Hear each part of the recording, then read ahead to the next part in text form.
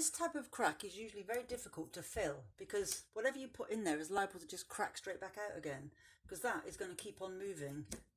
Look how much movement is in that. However, my solution, good old resin again. This stuff is amazing. I use it for so many types of cracks, and it is perfect for that type to solve the problem quickly and easily and for long-lasting results. And once it's in there, you'd never know it was in there.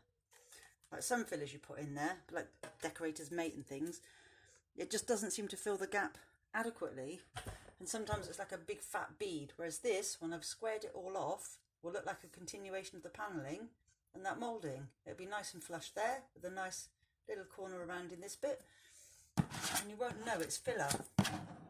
So mix the resin together in the two tubes after you've squirted it out, and I'm just doing it on the top of an old paint tub.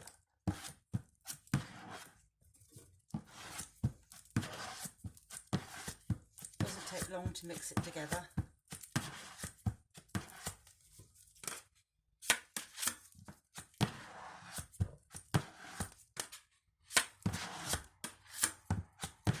It's quite a stiff consistency.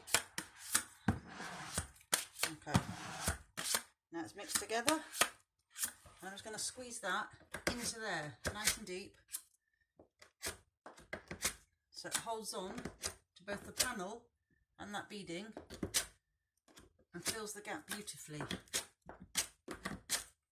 And once that's gone off hard, that will stick really well to this piece of wood and this piece, but allow movement as the building gets hotter and colder due to temperature changes. So squeeze it in all the way down. Once it's in, lay it off so it follows the shapes of the wood, so it looks the same as the wood. And I'll go this way and lay it off on the moulding so it follows the shape.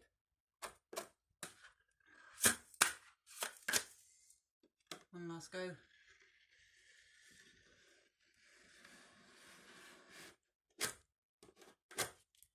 Now, look how quick and easy that was. And once that's dry and painted, you'll never know it's in there.